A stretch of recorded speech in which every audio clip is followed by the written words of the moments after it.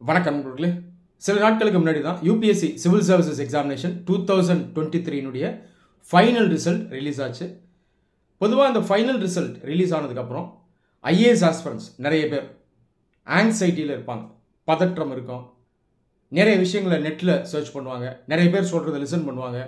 அதே நேரத்தில் பயம், குழப்பம், தேவையில்லாத கேள்விகள் இது எல்லாமே ரைஸ் ஆகும். இது வருடம் நடக்கிறது தான்.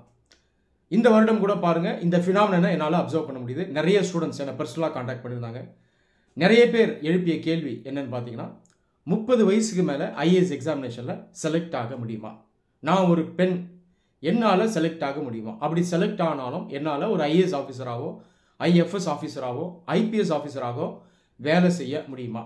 நான் கிராமத்து பையன், நான் தமிழ் மீடியமில் படித்தேன், என்னால் செலக்ட் ஆக முடியுமா? இந்த மாதிரி கேள்விகள் நிறைய வந்துக்கிட்டே இருக்குது. தமிழ் மீடியமில் நான் படித்தேன், என்னால் செலக்ட் ஆக முடியுமான்னு தெரியல சார், பயமாக இருக்குன்னு இங்கிலீஷில் அவ்வளோ அற்புதமாக டிராஃப்ட் பண்ணி அமைச்சிருக்கார், இமெயில் அமைச்சிருக்கார். ஸோ இந்த மாதிரி கேள்விகள்லாம் பார்த்தீங்கன்னா இந்த ஐஏஎஸ் ஆஸ்பிரண்ட்ஸ் மத்தியில் அப்படியே இருந்துக்கிட்டே இருக்கும்.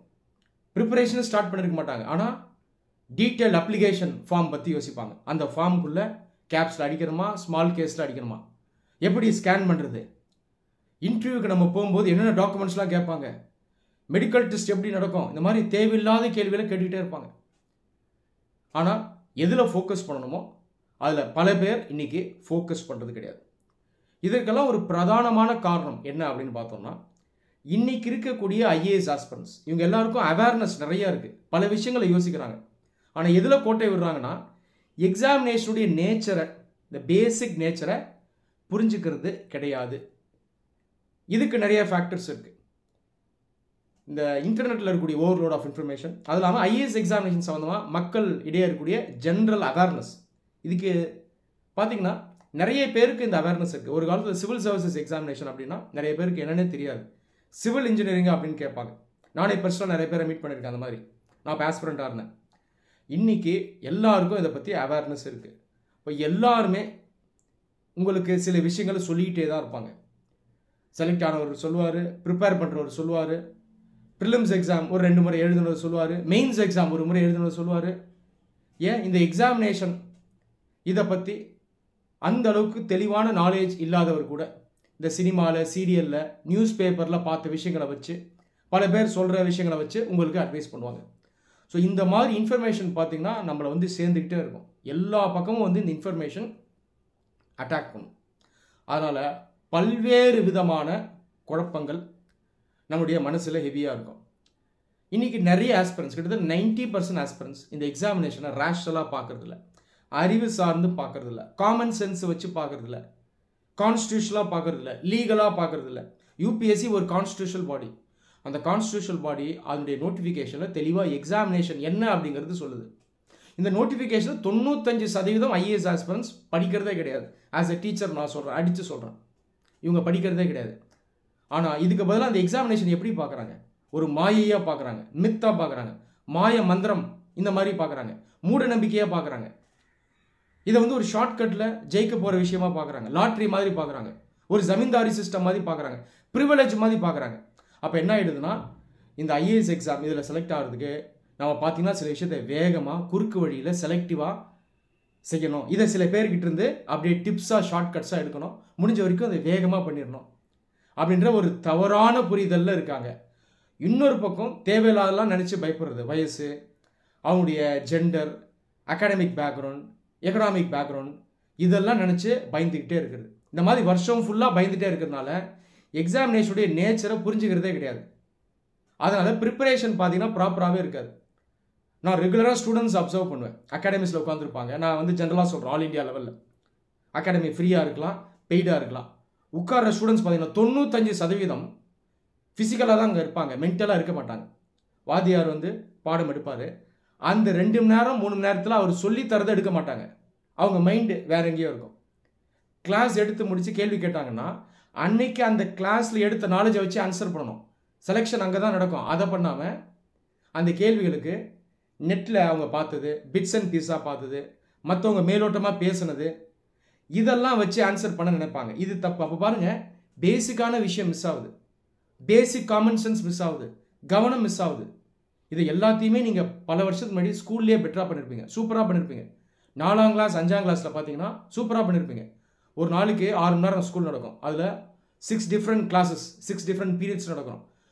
½ hour to 45 minutes இருக்கும், ரைட்டா? அந்த ½ hour to 45 minutes அந்த பாடத்தில் மட்டும் தான் கவனம் செலுத்துவீங்க. கவனம் சதுராது. அடுத்த பாடம் நடத்தும் போது அந்த பாடத்தில் தான் கவனம் செலுத்துவீங்க. 6 பாடத்தையும் அட்டன் பண்ணுவீங்க, வாரம் ஃபுல்லாக அட்டன் பண்ணுவீங்க, மாதம் ஃபுல்லாக அட்டன் பண்ணுவீங்க, வருடம் ஃபுல்லாக அட்டன் பண்ணுவீங்க. அந்த நாலேஜ் பார்த்தீங்கன்னா அதுக்கப்புறம் இன்டெகிரேட் ஆகும். அதுக்கப்புறம் ரெகுலராக ப்ராக்டிஸ் பண்ணுவீங்க, டெஸ்ட் நடக்கும், எக்ஸாம் நடக்கும். இந்த மாதிரி ஒரு வருடத்தையும் நீங்கள் சக்ஸஸ்ஃபுல்லாக முடிச்சு வந்திருப்பீங்க. இதுதானே எக்ஸாமினேஷனில் பண்ணோம், ஐஏஎஸ் எக்ஸாமில் பண்ணோம். ஏன் நம்ம இதெல்லாம் செய்கிறதில்ல? 95% ஐஏஎஸ் ஆஸ்பிரன்ஸ்க்கு அந்த கிளாஸஸில் பார்த்தீங்கன்னா கவனம் இருக்காது. 30 மினிட்ஸ்க்கு மேலே இருக்காது, கவனம் சதிரிடும். அவங்கள நம்ம என்ன பண்ணணும், மறுபடியும் புல் பண்ணி உள்ளே எடுத்துகிட்டு வரணும். இப்போ இந்த மாதிரி பிரச்சனைகள் இதனால ஸ்டூடெண்ட்ஸ் பார்த்தீங்கன்னா இன்றைக்கி ஹெவியாக அஃபெக்ட் ஆகிருக்காங்க. எக்ஸாமினேஷனை ரேஷ்னலாக பார்க்குறது கிடையாது. 30 வயசுக்கு மேலே செலக்ட் ஆகிற கேண்டிடேட்ஸ் இருந்துகிட்டு தான் இருக்காங்க. வருடம் நான் அதை டேரெக்டாக பார்க்குறேன். 34 இயர்ஸ் 35 இயர்ஸில் இன்டர்வியூ ட்ரைனிங்கில் நான் ஸ்டூடெண்ட்ஸை பார்க்குறேன். 32 இயர்ஸ்க்கு அப்புறம் அவங்க ஓபிசியில் இருப்பாங்க, இல்லை எஸ்சி எஸ்டியில் இருப்பாங்க, அவ்வளோதான். மற்றபடி செலக்ட் ஆகிட்டு தான் இருக்காங்க. 30 வயசுக்கு மேலே ஒருத்தர் செலக்ட் ஆகணும்னா அவர் கரெக்டாக படிக்கலன்னு அர்த்தம், நேச்சர் ஆஃப் எக்ஸாமை கரெக்டாக புரிஞ்சிக்கலன்னு அர்த்தம். இன்டர்வியூவில் மார்க் கம்மியாக வருதுன்னா அவர் கரெக்டாக அண்டர்ஸ்டாண்ட் பண்ணல இன்டர்வியூடைய நேச்சர்னு அர்த்தம், சரியாக ஆன்சர் பண்ணலன்னு அர்த்தம்.